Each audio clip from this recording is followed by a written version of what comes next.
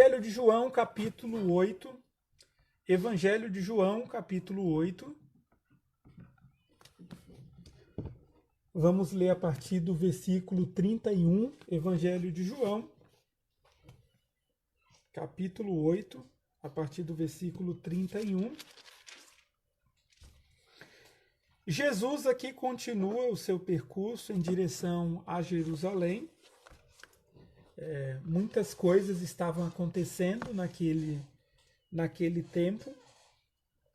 Jesus havia iniciado o seu discurso sobre quem ele era e é, e isso estava causando uma certa situação indigesta aos líderes religiosos, aos fariseus ali, aos mestres da lei, porque cada vez mais Jesus reafirmava sua condição de filho de Deus e ao mesmo tempo de Deus, né? Sendo ele próprio o nosso Deus.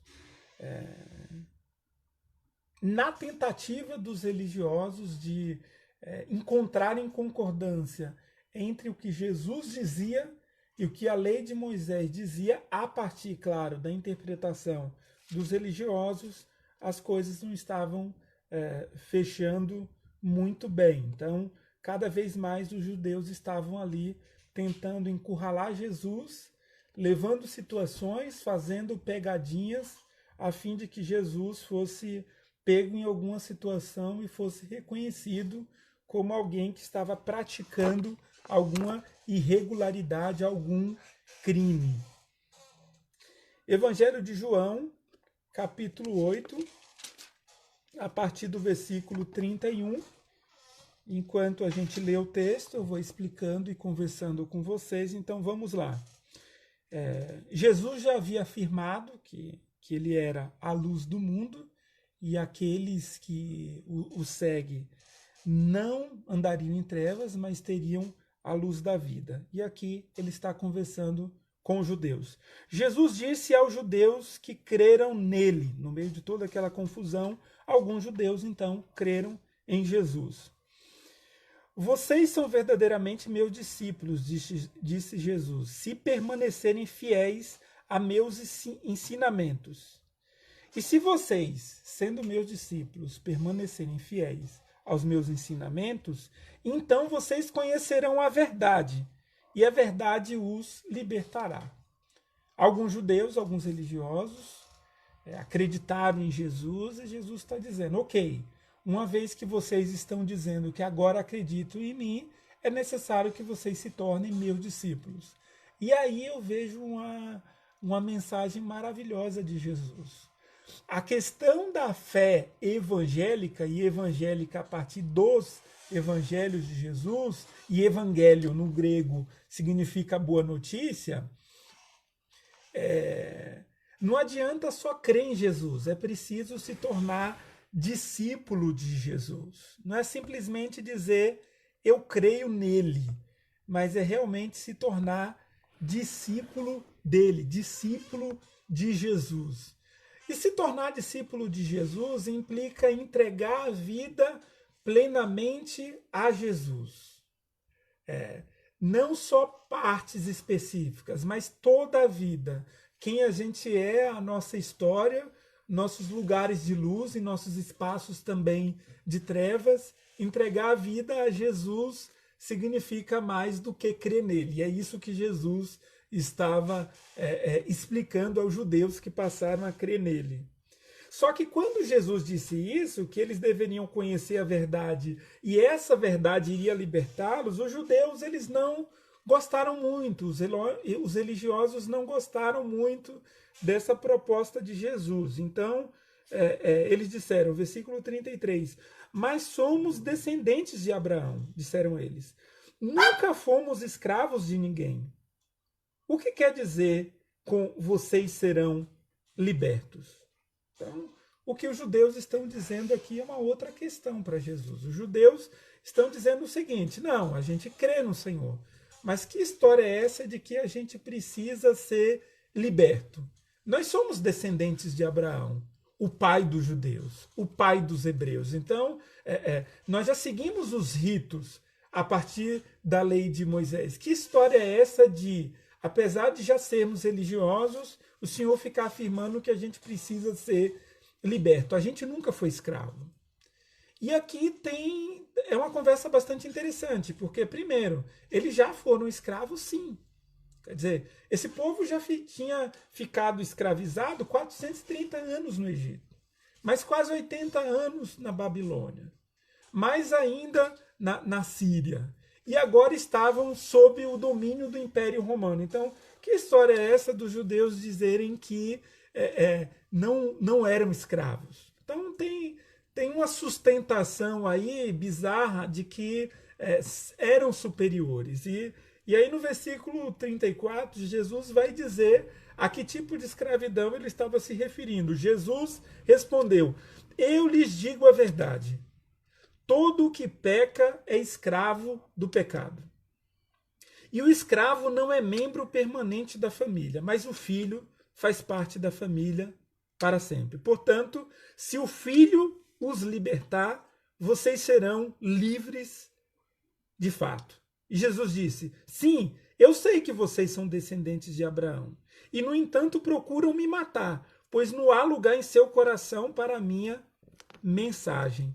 Eu lhes digo o que vi quando estava com meu pai, mas vocês seguem o conselho do pai de vocês. Então o que Jesus está dizendo é o seguinte: espera um pouco. Primeiro, essa história está mal contada de que vocês nunca foram escravos. E uma outra coisa: o fato de vocês serem religiosos, o fato de vocês serem descendentes de Abraão, não torna vocês numa condição de não pecadores. Então vocês continuam pecadores. E disse Jesus: todo aquele que peca é escravo do pecado.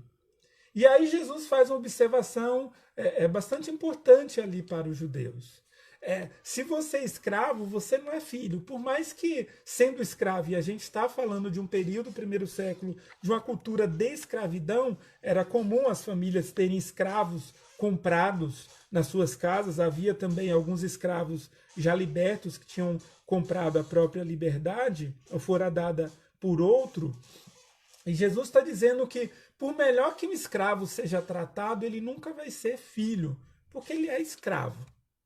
E aí Jesus está dizendo: vocês precisam de um filho verdadeiro para que vocês possam ser libertos do poder do pecado. E ele se referia a si mesmo como sendo o primogênito, o filho de Deus. E Jesus faz uma observação: vocês estão dizendo que são descendentes de Abraão, no entanto vocês estão procurando me matar. Porque não há lugar no coração de vocês para a minha mensagem. E aí Jesus disse: eu lhes digo o que vi quando estava com meu pai, mas vocês seguem o conselho do pai de vocês. Então, espera um pouco. Vocês estão dizendo que são filhos de Abraão, mas pela forma ruim que vocês estão recebendo a minha mensagem, eu que estava com o pai, que ouvi tudo do pai, estou transmitindo a vocês. Uma vez que vocês rejeitam essa mensagem, vocês estão seguindo o pai de vocês, mas o pai de vocês não é Abraão. E o povo respondeu, os judeus: nosso pai é Abraão. Versículo 39. Declararam eles. Jesus respondeu: se vocês fossem de fato filhos de Abraão, seguiriam o exemplo dele. Em vez disso, procuram me matar, porque eu lhes disse a verdade que ouvi de Deus. Abraão nunca fez isso. Vocês estão imitando seu verdadeiro pai. Então, de novo, Jesus está dizendo: Abraão foi considerado o pai da fé.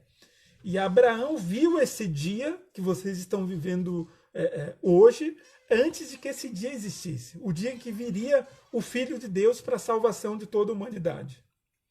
Então, Abraão jamais nesse momento estaria aqui buscando me matar. Então, salvo, alto lá, vocês estão confusos. Vocês, ainda que fossem filhos de Abraão, vocês não estão seguindo o exemplo de Abraão, que tinha fé em Deus e que tinha fé na promessa. Então, espere um pouco. O pai de vocês, insisto, não é Abraão.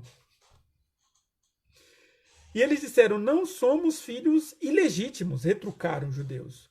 O próprio Deus é nosso verdadeiro pai. Então disseram, não, calma, mais do que Abraão ser o nosso pai, o nosso verdadeiro pai é Deus, disseram os judeus. Jesus lhes disse, se Deus fosse seu pai, vocês me amariam, porque eu venho até vocês da parte de Deus. Não estou aqui por minha própria conta, mas ele me enviou. Por que vocês não entendem o que eu digo?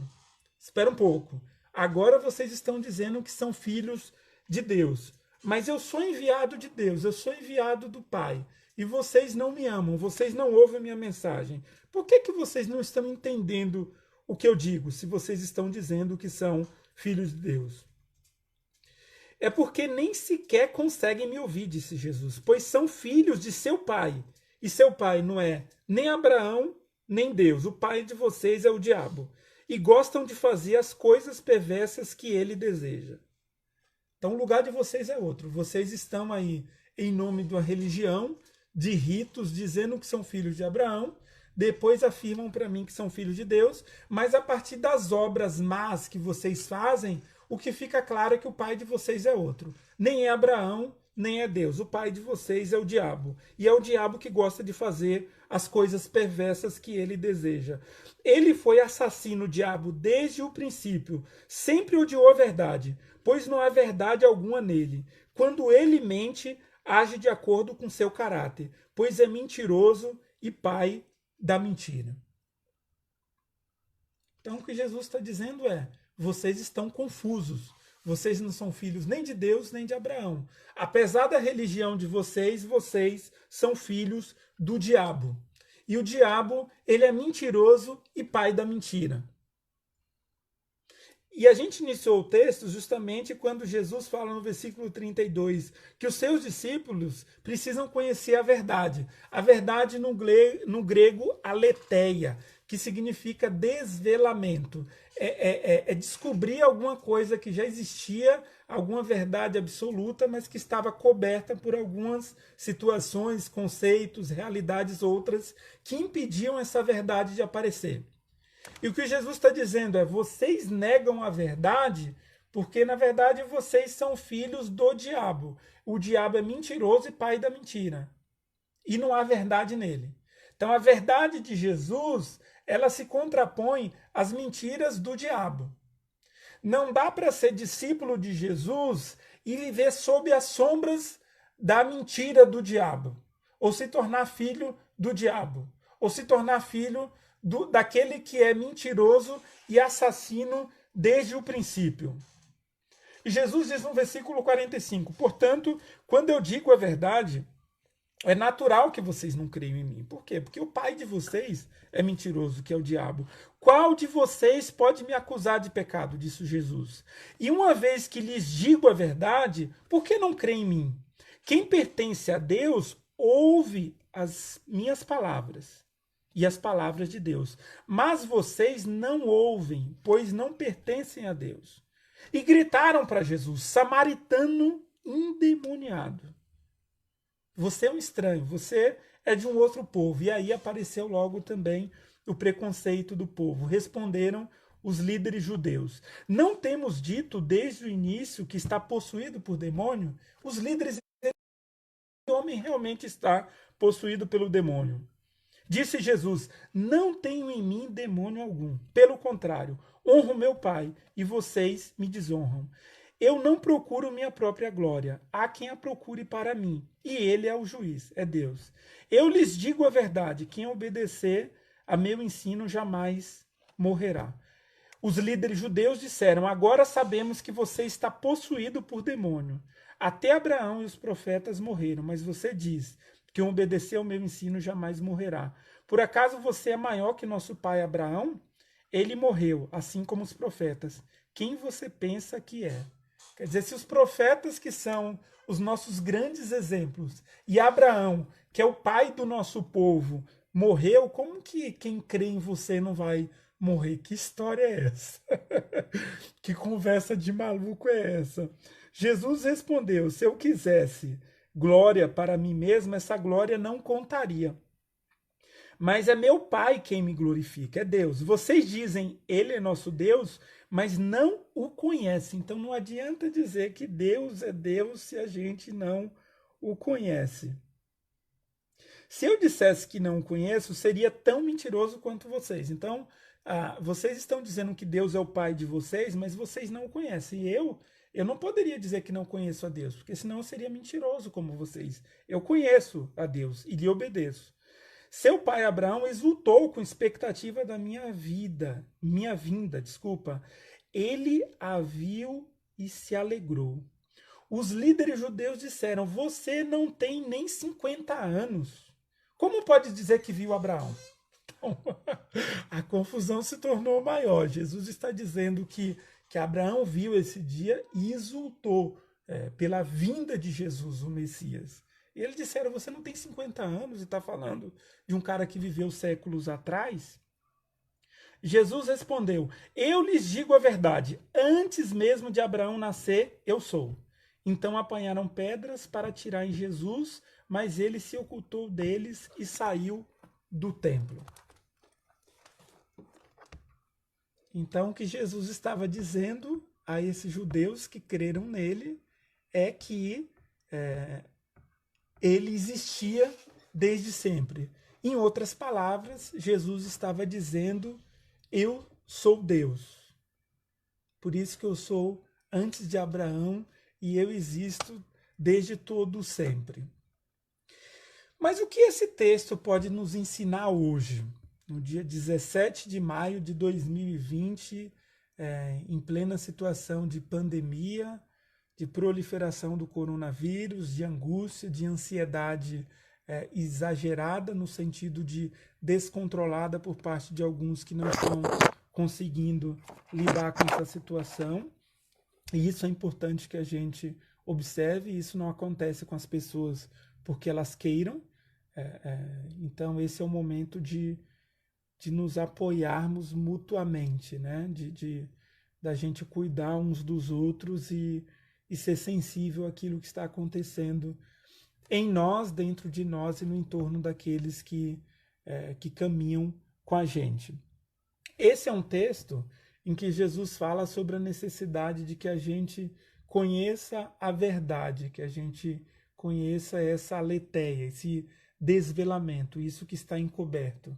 E que sem isso a gente não pode, a gente não consegue participar desse reino e a gente não consegue participar desse discipulado cristão. Quem quer ser discípulo de Jesus precisa ter disposição para receber os seus ensinamentos, a sua verdade.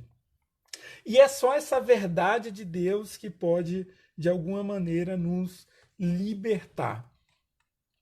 E eu fiquei pensando, né, assim como para os judeus foi muito difícil ouvir essa mensagem de Jesus, ouvir de Jesus que a religião deles era vazia, que a prática dos ritos no qual eles participavam também eram práticas vazias, e de que essas alegações não faziam deles filhos de Deus ou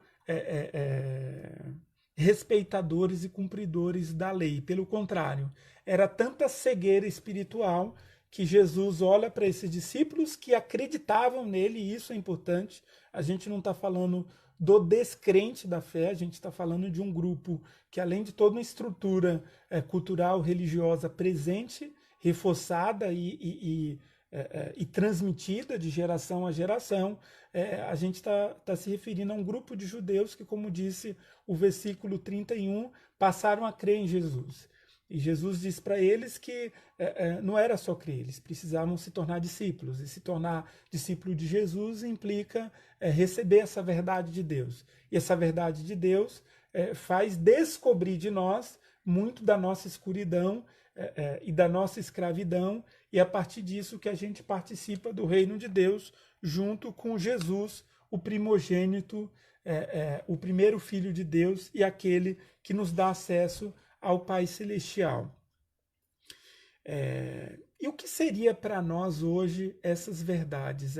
Que tipo de verdade a gente precisa e que tipo de libertação essa verdade pode permitir para a gente? Primeiro, o próprio Evangelho de João vai reforçar para a gente que essa verdade é o próprio Jesus. João 14,6 diz que ele é o caminho, a verdade e a vida. Então, a verdade de uma espiritualidade com base no Evangelho não é simplesmente uma verdade conceitual. Não é uma verdade de um sistema filosófico, teológico que argumente em favor de Deus e a partir daí essa verdade nos alcança. Não, é uma verdade pessoal. A verdade é Jesus, a aletheia, esse que descobre o que está coberto é o próprio Jesus. É pessoal, não é conceitual. Então, aqui a gente está falando de uma verdade que é o próprio Jesus. E uma coisa é a gente encontrar uma religião, uma coisa é a gente passar a participar de um grupo religioso, uma coisa é a gente atender a doutrinas específicas de determinado grupo de fé. Uma outra coisa é ter um encontro com Jesus, esse Jesus pessoal, esse Jesus que anseia se relacionar com a gente, que nos permite a bênção do encontro com Ele, de um encontro que nos faz enxergar essa nossa escuridão, de um encontro que tem a possibilidade de transformar a nossa realidade interna e externa a partir de como eu passo a me relacionar com o mundo uma vez que eu encontrei Jesus. É uma verdade que nos faz viver intensamente as alegrias e tristezas da existência do hoje, mas que nos permite olhar além. Olhar além do aqui, do agora, além da realidade que está posta à nossa frente, que nos faz acreditar em dias melhores, como cantou o profeta J Quest e cantou com a gente a Isa e o Lucas no início da celebração de hoje. Então, de que essa verdade nos liberta? E aí eu penso que uma primeira libertação para nós, lógico, é a escravidão do poder do pecado. Quer dizer, éramos escravos do pecado e agora não somos mais escravos do pecado. A gente pode ter domínio sobre algumas situações, sobre algumas realidades e sobre alguns limites nossos. Essa verdade também nos livrou do poder da morte. Antes estávamos condenados a uma morte e a um fim de condenação propriamente. A vida se encerrava ali. Com Jesus, como disse o apóstolo Paulo na primeira carta aos Coríntios, no capítulo 15, a gente tem a possibilidade de acreditar no poder da ressurreição, porque Jesus é o primogênito dos mortos, ele é aquele que primeiro ressuscitou. E ele deu para nós e trouxe para nós e deixou disponível até hoje para nós a possibilidade e a fé no poder da ressurreição. Por isso que a gente acredita que a nossa existência aqui é única, a gente não vai voltar em outras vidas. A partir do Evangelho de Jesus, a partir das Escrituras, entendemos que ao homem é dado morrer uma só vez, seguindo-se depois disso o juízo de acordo com a palavra de Deus. E esse juízo é o juízo do encontro com Jesus, aonde o veremos como ele é, seremos restaurados por ele. Então, a libertação implica em que a morte não tem mais domínio sobre nós. Nenhum pecado, nem a morte tem mais o domínio sobre nós. Uma terceira libertação é uma libertação necessária em nosso tempo em relação às verdades cristalizadas. Os judeus que criam estavam ali com Jesus e quando Jesus disse da necessidade de que eles fossem libertos pela verdade, eles disseram não temos necessidade de libertação, porque nós somos descendentes de Abraão e nunca fomos escravos de ninguém. É como se eles estivessem dizendo, olha, já temos as nossas verdades e a gente não precisa de forma alguma de uma verdade que nos liberte. Nós temos privilégios e imunidade, pois somos filhos de Abraão. Já temos uma religião de coração, já temos uma religião que sustenta a nossa existência. Não precisamos de libertação. Então... mas precisamos sim, precisamos nos libertar ainda hoje da nossa religiosidade, dos ritos infundados, das superstições, das águas bentas, dos toques abençoados. A gente não precisa disso. O único mediador hoje entre Deus e o homem é Jesus Cristo, o homem. É isso que disse o apóstolo Paulo ao pastor Timóteo. Então, ele é o nosso mediador. O véu foi rasgado. Aquilo que nos separava já não separa mais. Nós fomos reconciliados com Deus por meio de Jesus. Nós somos perdoados por Deus a partir do sacrifício de Jesus. Nós não precisamos mais de mediação. E nós não precisamos mais pagar pela graça. Na verdade, nunca precisamos.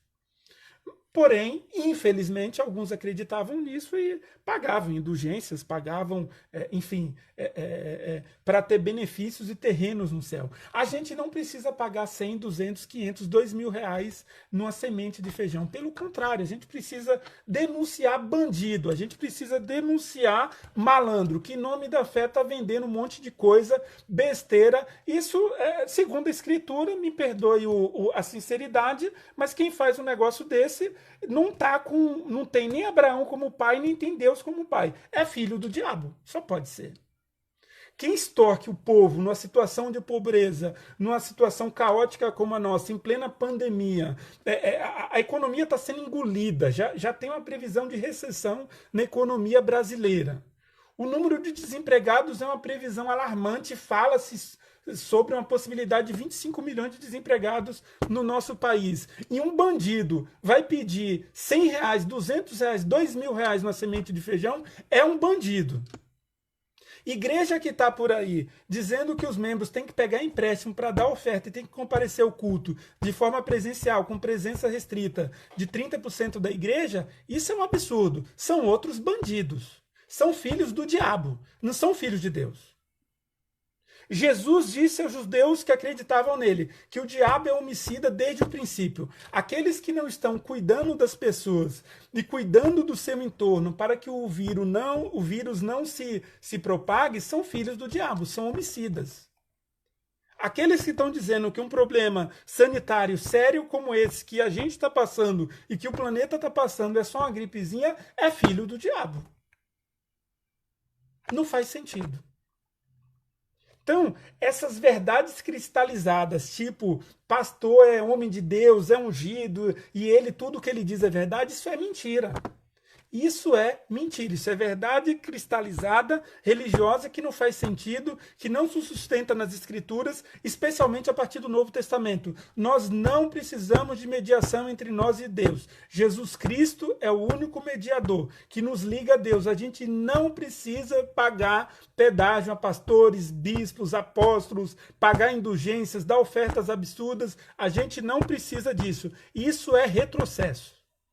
Uma outra coisa que aparece nesse texto é que, no momento de muita irritação, os líderes judeus, ali, os líderes religiosos, chamam Jesus de samaritano endemoniado. Quer dizer, termo pejorativo, já desqualificando os samaritanos, e eu percebo que a gente precisa de uma verdade que nos liberte dos nossos preconceitos. Preconceitos sociais, raciais, de gênero, de regionalidade, esse movimento nacionalista bobo, essa religiosidade que aprisiona a gente, que faz com que a gente impeça um monte de gente de acessar o reino dos céus, de participar da comunidade de Jesus. Tudo isso não faz nenhum sentido.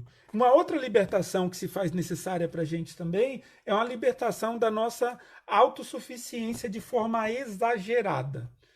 Jesus diz que se o Filho os libertar, vocês serão livres de fato. Sem isso, a gente vai ser escravo. Se Jesus não libertar a nossa vida, a gente vai ser escravo. E disse ele: todo aquele que peca é escravo do pecado. E o escravo não é membro permanente da família. O filho é. O pecado na humanidade é uma questão de natureza, não é uma questão de comportamento. Isto é, eu não sou pecador porque eu peco porque sou pecador. Então, não é o meu ato que me torna pecador. O que me torna pecador é a minha condição de ser alguém distanciado de Deus. Então, o que eu preciso é de uma transformação interior, que só é possível através do Espírito Santo, por meio da obra poderosa de Jesus na cruz.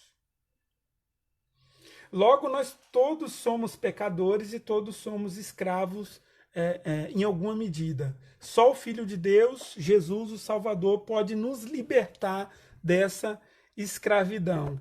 E aí é uma coisa bastante importante nesse quesito, é de que a não aceitação da verdade de Deus faz de alguns de nós seguidores do diabo. Quando a gente não aceita a verdade de Deus, a verdade do Evangelho, consequentemente a gente vai se inclinando para nos tornarmos seguidores do diabo, que é mentiroso e, como diz o texto aqui, pai da mentira, fazedor de coisas perversas e assassino desde o princípio.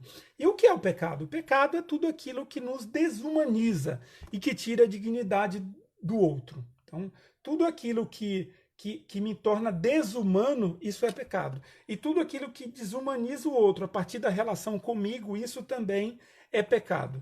E aqui, para finalizar essa conversa com vocês, algumas questões importantes, fundamentais, quando a gente pensa na espiritualidade saudável, numa vida transformada por Jesus. Jesus é a personificação da verdade divina.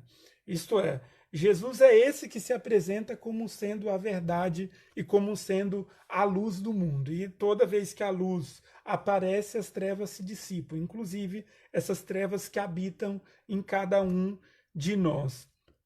Essa verdade que é Jesus, ela não é uma exclusividade da minha religião. E isso, em vários momentos, me choca, porque eu gostaria de ser a religião correta, de estar na religião correta e de ser a religião que deveria fazer o maior número de adeptos no mundo. Não, mas essa verdade não é exclusiva da minha escolha de religião. Jesus se manifesta em lugares inapropriados para a minha moral. Jesus se relaciona com pessoas que eu, na minha moralidade cultural, preconceituosa e egoísta, não me relacionaria com tais pessoas. Jesus não atende aos meus padrões de expectativas em relação ao que é espiritualidade. Jesus se relaciona com homens e mulheres no mundo inteiro, desde sempre, e não está nem aí para os pré-requisitos que eu, a partir da minha religião, imponho às pessoas. Então, essa verdade, uma vez que ela não é conceitual, mas ela é pessoal, ela é personificada por Jesus, encarnado, Filho de Deus, que habitou entre nós, ela é relacional e parte de uma decisão do próprio Deus que ama a todos. O amor, a salvação e a verdade de Deus está à disposição de todo mundo. Isso é muito legal. Está à disposição de todo mundo. E isso é um grande escândalo para o Evangelho, ou para nós, na verdade, para nós religiosos, entender que esse amor de Deus e que a salvação de Deus, que o perdão, que a reconciliação, que a transformação, de que a cura, de que a bênção de Deus está disponível para todos, isso é bastante chocante para a gente.